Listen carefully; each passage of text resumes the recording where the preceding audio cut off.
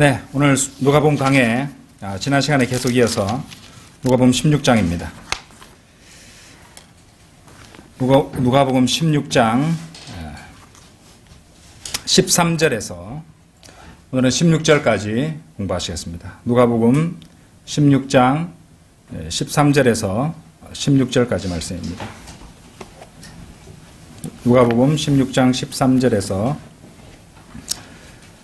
16절까지 제가 받아 읽겠습니다. 어떤 종도 두 주인을 섬길 수 없나니 그가 한쪽을 미워하고 다른 쪽을 사랑하거나 한쪽을 존중하고 다른 쪽을 경시하게 됨이라. 너희는 하나님과 재물을 동시에 섬길 수 없느니라고 하시더라.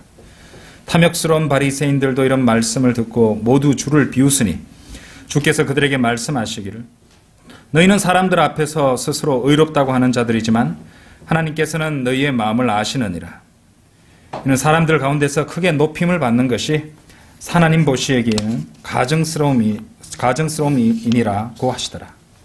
율법과 선지서들은 요한까지요. 그 후로는 하나님의 나라가 전파되어 사람마다 그 안으로 밀고 들어가느니라. 예, 오늘 드릴 이제 말씀 제목은 양다리 그리스도인이라는 제목이고요. 소제목은 하나님께서는 너희의 마음을 아시느니라. 성경에 나온 말씀이죠. 하나님께서는 너희의 마음을 아시느니라. 자, 13절부터 보시겠습니다. 어떤 종도 두 주인을 섬길 수 없나니. 자, 이 말씀이야말로 그리스도인이 두 개의 최종 권위를 가질 수 없다는 것을 증명해주는 강력한 말씀입니다. 우리는 결코 두 개의 최종 권위들을 가질 수 없습니다. 그리스도인은 단 하나의 최종 권위만 있을 뿐이죠. 그러니까 우리는 킹제임스 성경을 따르면서 다른 변기된 역본들을 따를 수 없다는 것이죠. 그렇죠? 사람은 자신이 원하는 대로 행동할 수는 있지만 결코 그 최종 권위가 되는 하나님의 말씀, 킹제임스 성경을 피할 수는 없는 것입니다. 거기서 벗어나거나 그것과 다르게 말할 수는 없다는 말이죠.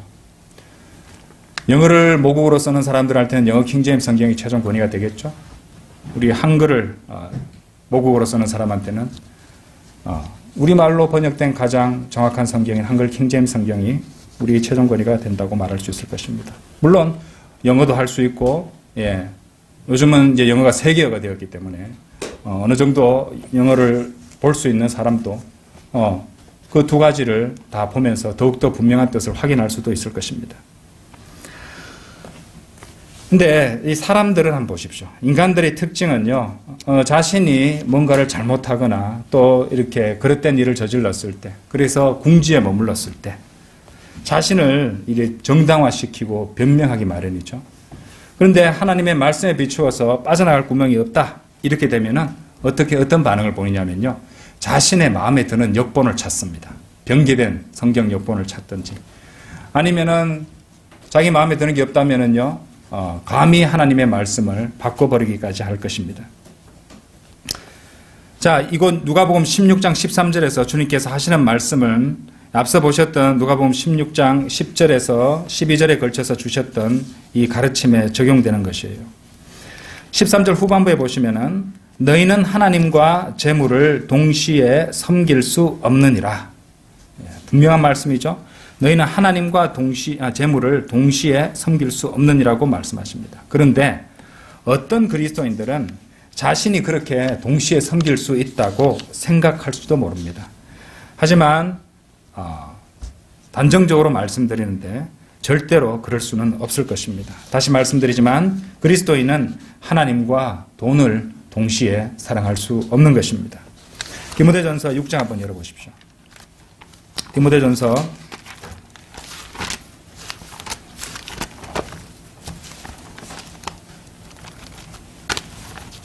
6장 9절에서 11절입니다.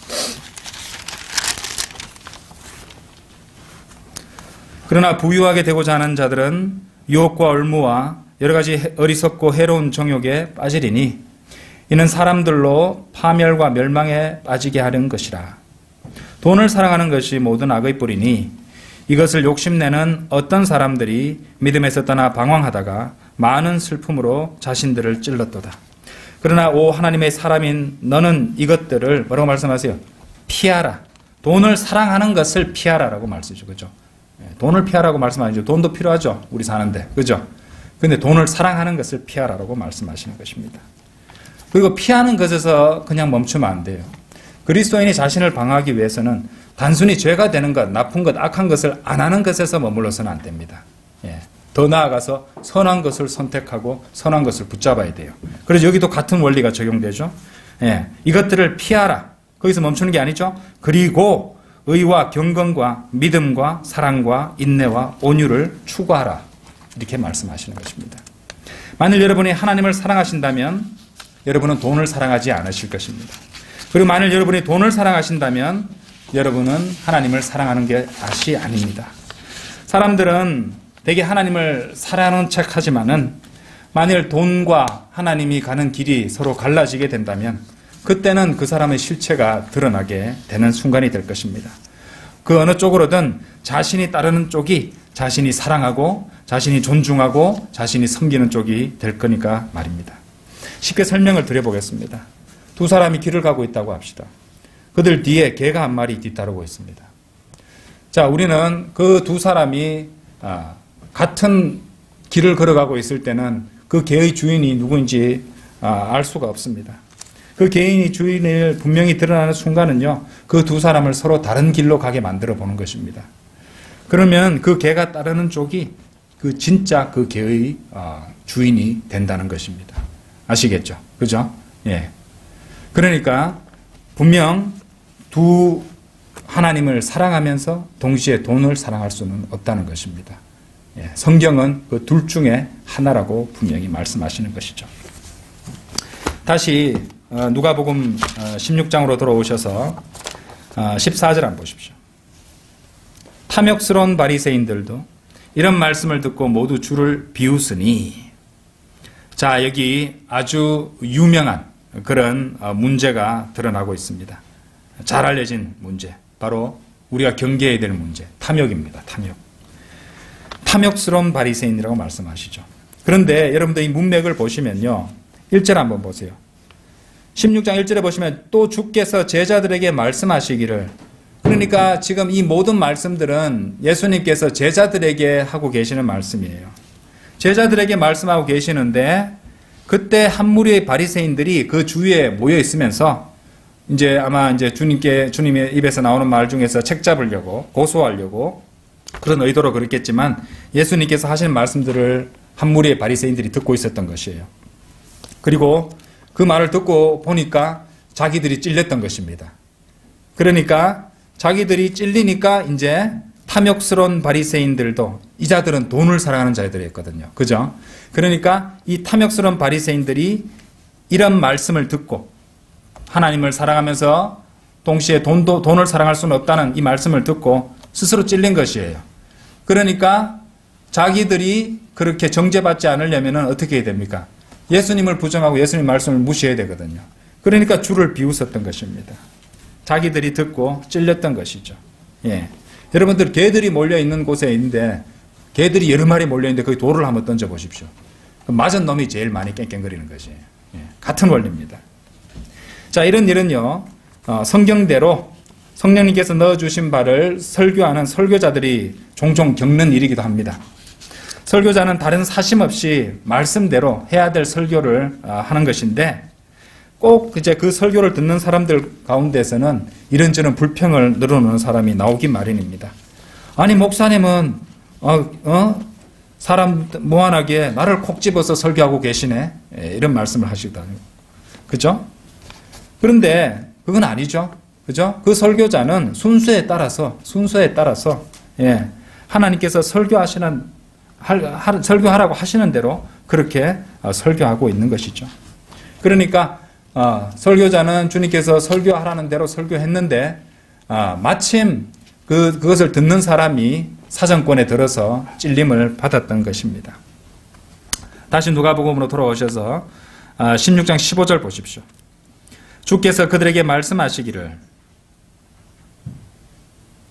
15절 너희는 사람들 앞에서 스스로 의롭다고 하는 자들이지만 너희는 사람들 앞에서 스스로 의롭다고 하는 자들이지만 바리새인들이요 당시에 바르게 살고 또 사람들 보기에 그렇게 의롭게 바르게 이렇게 살았던 이유는요 마태복음 23장 5절에 나오는 말씀처럼 사람에게 보이려는 목적으로 그렇게 했던 것입니다. 자, 이런 그들을 두고 요한은 이렇게 적고 있습니다. 요한복음 12장 한번 열어보십시오. 요한복음 12장 43절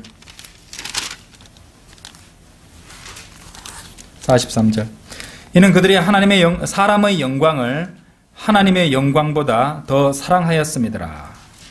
영어 킹제임스 성경에는 For they loved the praise of man more than the praise of God 이렇게 되어 있습니다. 그러니까 영광에 해당하는 영어 단어는 영어 킹제임스 성경 영어 단어는 praise예요. praise는 칭찬이라는 뜻이 있습니다. 그러니까 이제 하나님보다 사람들에게 칭찬받는 것을 더 사랑했다는 것이죠. 근데 한글 킹제임스 성경에 영광이라고 번역했다고 해서 흠정적 진영에서 이거 뭐 틀린 번역이다 이런 말을 했는데 실제로 그쪽 목사님이 무슨 뭐 헬라 원문 얘기하고 했는데 실제로 그 영이나 스트롱의 성구 사전을 보시면은 이 프레이즈에 해당하는 그 헬라 단어가 독사입니다. 독사는 거기에 영광이라는 뜻이 있어요. 그리고 그 성구 사전에 의하면은요 여기 프레이즈에 해당하는 같이 연결되어 있는 원어로 연결되어 있는 구절이요. 누가복음 2장 한번 보십시오. 누가복음 2장 9절 누가복음 2장 9절 그런데 보라 주의 천사 그들 위에 임하시고 주의 영광이 그들을 두루 비추니 그들이 몹시 두려워하더라. 주의 영광이 할 때 그 영광과 같은 헬라어 원문의 단어입니다. 그렇죠? 단어를 성구사전에 맞춰놓은 겁니다. 그러니까 한글 킹제임스 성경의 번역으로 영광이라고 했다고 틀렸다 이렇게 말할 수는 없는 것이에요. 물론 praise라는 영어 단어를 통해서 이런 원문까지나 성구사전을 찾아보지 않은 사람은 영어를 보고 praise 하면 칭찬이라는 뜻으로 이해를 하겠죠. 근데 그것도 틀렸다고는 틀린 건 아니죠. 당연히. 그렇죠. 그러니까 이 두 가지를 갖다가 다 총화해서 보면 더욱더 의미가 풍성해지는 것입니다. 그죠? praise는 사전 찾아도 누구나 다 아는 단어잖아요. 그죠? 근데 왜 굳이 그렇게 영광으로 했을까요? 예. 영의 성구사전에 또 스트롱의 성구사전에도 헬라어 단어가 똑같은 단어입니다. 그래서 이 독사라는 헬라어 단어는요, 영광, honor, praise, 칭찬, glory 이런 뜻을 다 갖고 있는 거예요. glorious 이런 것까지도 다 갖고 있다는 말입니다. 그래서 이것을 갖다가 틀린 번역이다 그렇게 말할 수는 없다고 봅니다. 저는. 그러니까 더 풍성해졌죠. 사람들이 칭찬해주고 칭찬받으면 영광을 받는 거잖아요. 그죠? 예. 전혀 문제가 없습니다. 어쨌든 이 바리새인들은 그렇게 사람들로부터 칭찬받고 또 그렇게 영광을 얻으려는 그런 자들이었죠. 누가복음 16장 15절로 다시 한번 돌아가 보십시오. 자, 이 말씀은 우리가 항상 마음판에 새겨두고 있어야 될 말씀이라고 저는 감히 말씀드리고 싶습니다. 예. 하나님께서는 너희의 마음을 아시느니라. 여러분들 이 말씀 이 시간 이후로 늘 마음판에 새기고 또 여러분이 마음이 간사해지려고 할 때, 타협해지려고 할 때, 타협하고 싶을 때 이 말씀을 갖다가 되뇌어 보시기 바랍니다. 하나님은 너희의 마음을 아시느니라. 사람들은 몰라요.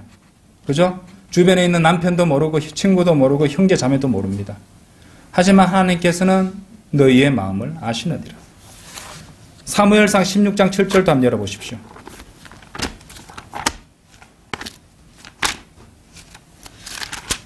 사무엘상 16장 7절.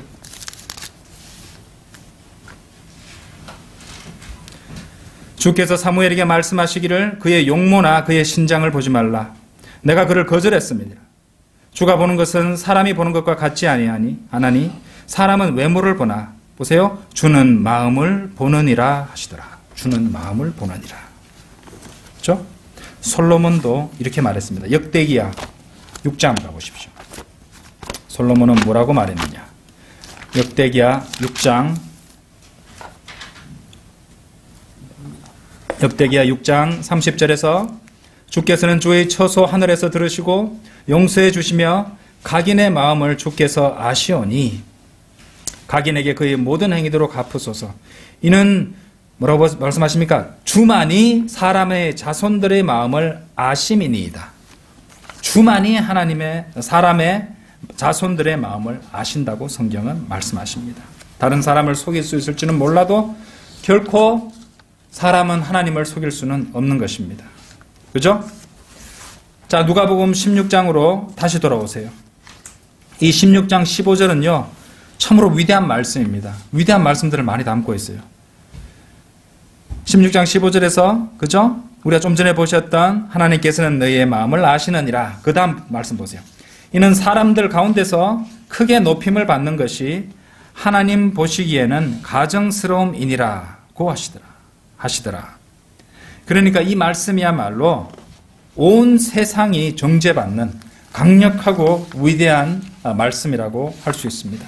이는 사람들 가운데서 크게 높임을 받는 것이 하나님 보시기에는 가정스러움이니라. 이 말씀은요, 이 세상의 모든 것을 성경대로 판단할 수 있는 위대한 기준, 절대적인 기준이 되는 말씀입니다. 모든 예술, 음악, 문학, 교육, 생활방식, 뉴스미디어, 패션, 과학, 철학, 행사들, 종교들, 정치, 그리고 그 모든 사람들의 일기까지 그 모든 것들을 판단하는 절대 기준이 된다는 말씀입니다. 단순하게 말씀드릴까요? 세상이 어떤 사람이나 어떤 무엇을 귀하게 생각한다면 하나님께는 혐오스러운 것이라고, 하나님께 혐오감을 주는 것이라는 뜻이 되는 것입니다. 그러면 정반대의 경우도 진리가 되는 것이죠. 하나님께서 만일 어떤 것을 귀하게 여기신다면 반드시 세상은 그것을 혐오하고 싫어할 것이라는 것입니다. 아시겠어요? 거리에서 복음을 전해볼 때 왜 사람들이 싫어하고 혐오하는지 아시겠습니까? 하나님이 그것을 귀하게 생각하시기 때문에 그렇습니다. 자, 이것이 바로 이 세상이 우리의 구주이신 우리 주 예수 그리스도 그리고 하나님의 말씀과는 전혀 엮이거나 관련을 맺고 싶지 않아 하는 이유가 되는 것이죠. 예. 자, 이 두 말씀을 통해서 하나님께서 어떤 것을 소중하게 생각하시고 높이시는지 한번 확인해 보도록 하겠습니다. 먼저 빌립보서 2장 9절입니다.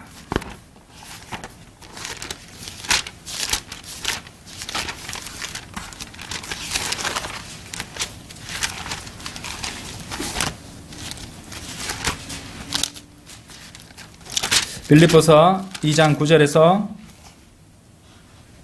이로 인하여 하나님께서는 그를, 우리 주 예수 그리스도시죠? 그를 지극히 높이시고 모든 이름 위에 있는 한 이름을 그에게 주사, 우리 주 예수 그리스도를 그렇게 소중하게 생각하시고 높이셨습니다. 자, 시편 138편 2절 가보십시오. 시편 138편 2절.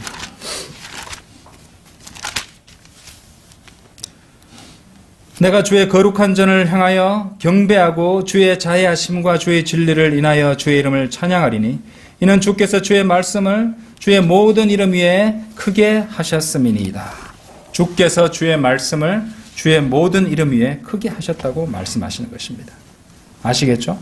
하나님께서는 이 두 가지를, 그래서 우리가 주 예수 그리스도를 증거한다면 세상은 싫어할 것입니다. 혐오할 것입니다. 하나님의 말씀을 선포하면 세상은 싫어할 것입니다. 혐오할 것입니다.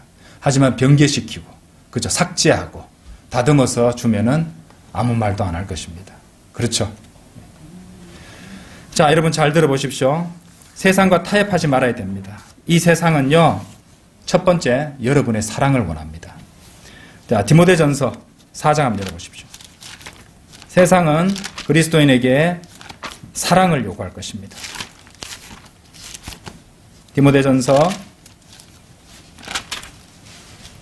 4장 10절.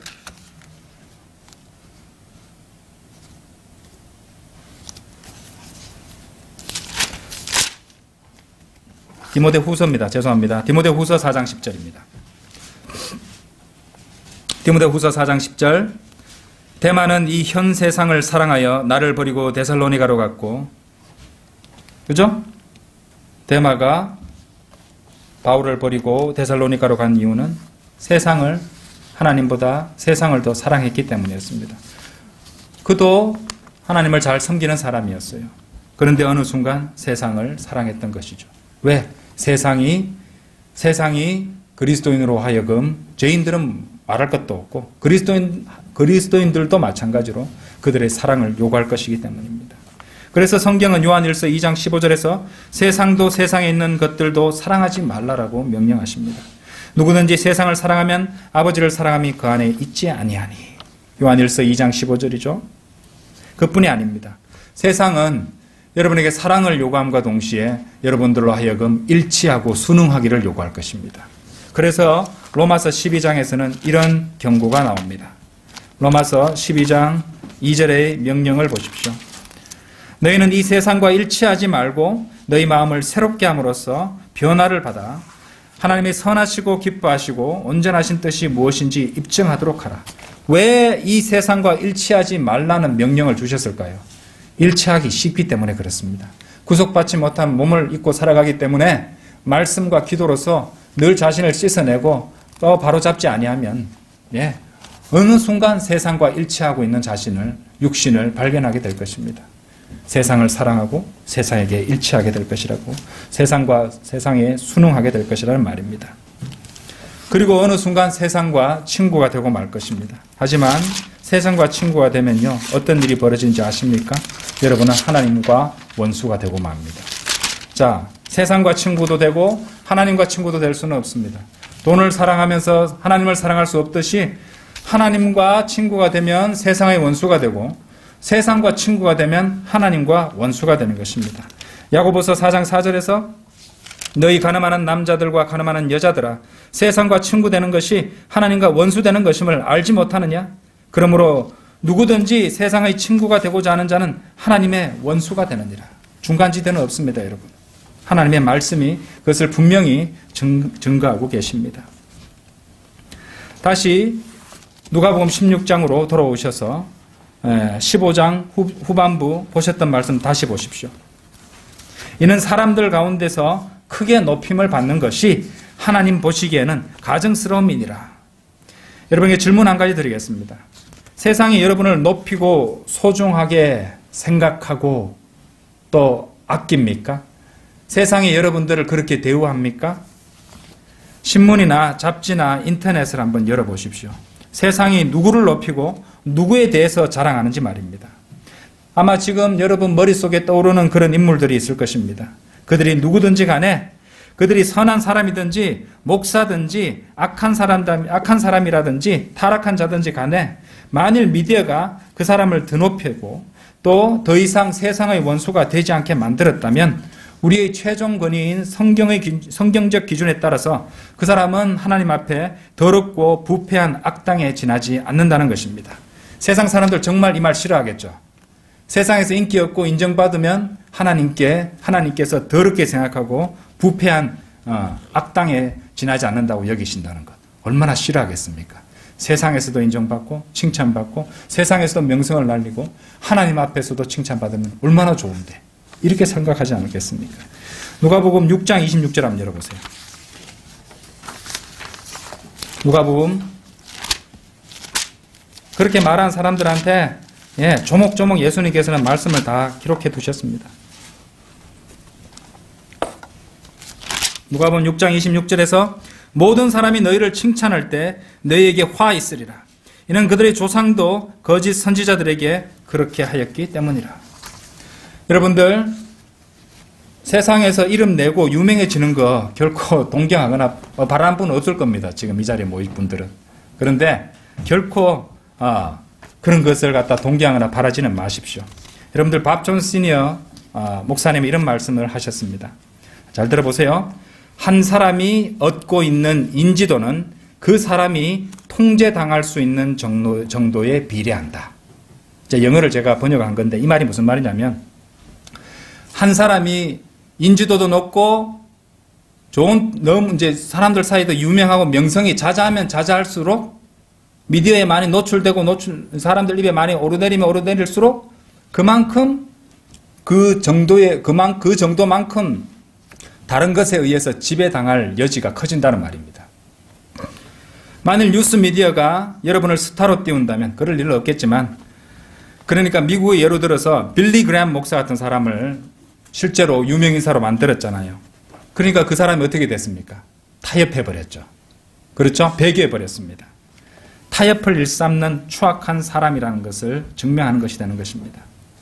하나님께서는요, 악취를 내는 그런 존재를 보자마자 뱉어버리실 것입니다.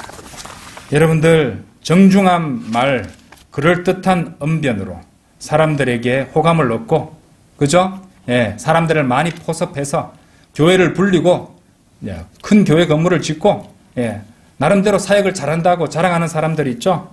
예, 이런 사람들이 왜 그렇게 될 수 있었는지 아십니까? 타협을 잘했기 때문에 그래요. 아시겠어요? 이제 돈도 사랑하고 하나님도 사랑하는 척하고, 그렇죠? 예. 그리고 하나님 말씀에 순종하는 척도 하고 세상과도 일치하고, 그렇죠? 그래야 사람들이 붙죠. 그러니까 그 사람 말 들어야지 덜 찔리고, 그렇죠? 또 오고 싶고, 안 그렇습니까?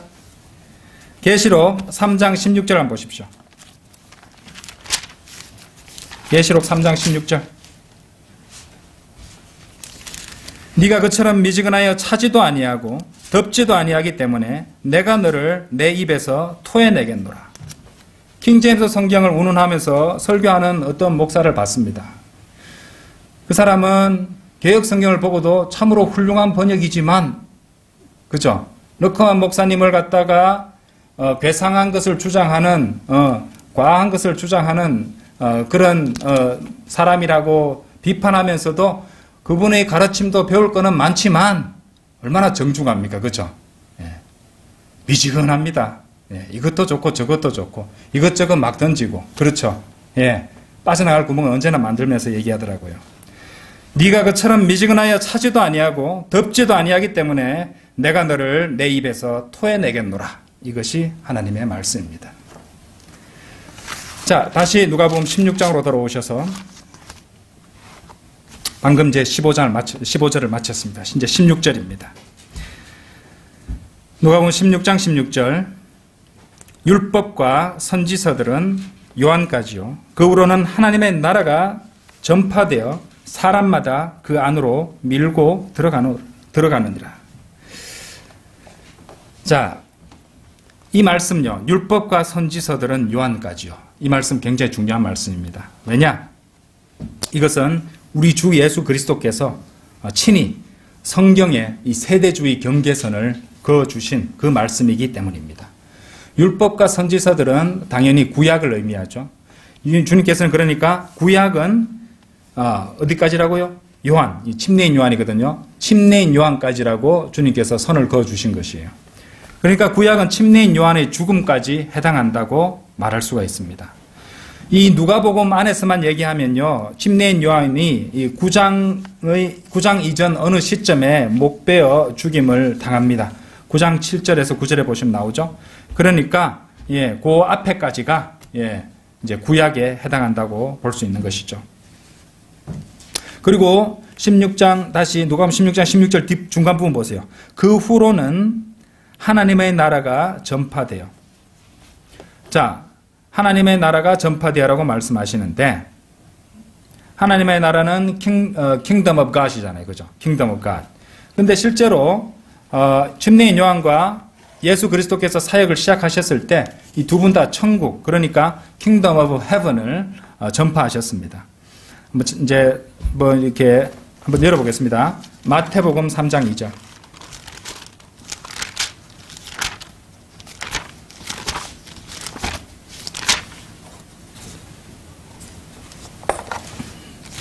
마태복음 3장 2절. 1절부터 보시면은 그 무렵에 침례인 요한이 와서 유대 광야에서 전파하여 말하기를 너희는 회개하라 천국이 가까이 왔느니라고 하니. 자, 침례인 요한이 천국을 전파하고 있죠. 자, 그 다음에 마태복음 4장 17절 한번 보십시오. 그때부터 예수께서 전파하기 시작하여 말씀하시기를 회개하라. 천국이 가까이 왔느니라고 하시더라. 천국은 우리가 모두 잘 알고 있는 바 물리적인 왕국입니다. 영어로는 Kingdom of Heaven이에요. Kingdom of Heaven. 하늘의 왕국 정도로 직역할 수 있는데요. 자, 왜 하늘의 왕국, 천국이, 그러니까 왜 천국이 물리적인 왕국인가 궁금하게 생각하셨던 분들도 있을 것입니다. Kingdom of Heaven이니까 Heaven이 나오잖아요. 하늘, 천체입니다. 천체는 우주를 포함하는 것이에요. 우주에는 뭐가 있습니까? 지구도 있고 달도 있고 다른 행성들도 있는 것이에요. 그러니까 여러분들 성경을 좀 공부하셨으면 아시겠지만 장차 영원 시대에는 온 우주, 그러니까 12궁성의 별들에 이방인들이 거하게 될 것입니다. 그것을 생각해 보시면 이해가 될 것이에요. 그래서 실제적인 지구, 전체 우주의 공간에 떠 있는 이 지구가 물리적인 지구잖아요. 그러니까 물리적인 왕국이라는 뜻입니다. 이해되시죠? 그래서 Kingdom of Heaven이 천국이고 물리적인 왕국이라는 뜻입니다.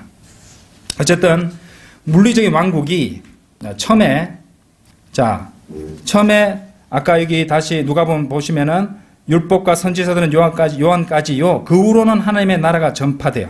그러니까 요한이 처음에 천국을 전파했습니다. 예수 그리스도께서 공생애시에서 천국을 전파하신 것이에요. 그런데 어떤 일이 벌어졌습니까? 침례인 요한이 죽었어요. 목뱀을 당했습니다. 그래서 천국이라는 물리적 왕국이 신비적인 형태를 띠게 되고 또 그 이후로는 예수 그리스도와 그분의 제자들이 영적인 왕국인 하나님의 나라를 전파하게 된 겁니다. 이해되시죠? 그렇죠? 예. 그래서 이 내용은요. 또 더 공부해 보고 싶은 분은요. 저기 하나님의 나라와 천국이라는 이 피터 러크만 목사님의 책 그 7장을 읽어보시면 자세히 설명이 나옵니다. 꼭 읽어보시기 바랍니다. 아직 안 읽어보신 분들은요.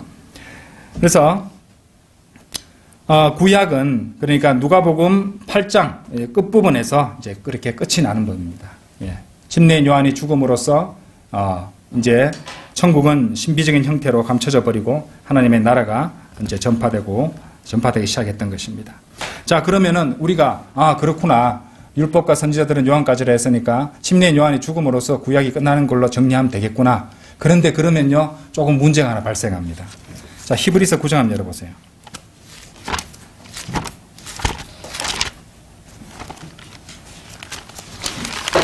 히브리서 9장 16절 17절.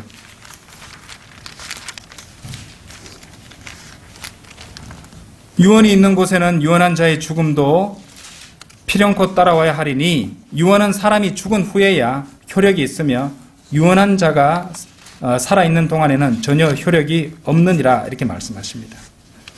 자, 그러니까 이 말씀대로 유언한 자의 죽음이 나오는 누가복음 23장까지는 그러니까 예수 그리스도께서 십자가에서 죽으시기까지는 신약이 시작되지 않는다는 것을 이 말씀은 증명하잖아요. 그러면 모순입니까? 아니죠. 그러니까 누가복음만 두고 얘기했을 때 누가복음 1장부터 8장까지는 구약입니다. 그리고 이제 9장 초입에서 침례인 요한이 목베어 죽잖아요. 그리고 23장에서 예수 그리스도께서 유언한 자가 죽으시잖아요. 그러면은 9장부터 23장까지의 그 중간은 어떻게 됩니까? 과도기적 기간이 되는 것이에요. 서로 겹치게 된다 이 말입니다. 사도행전 보시면 이해되죠? 그죠? 예, 사도행전도 마찬가지입니다. 여러분들 그건 참으로 자연스러운 것입니다. 저는 이 계절의 변화를 한번 생각해 보면서요. 하나님께서도 사도행전이라든지, 그죠?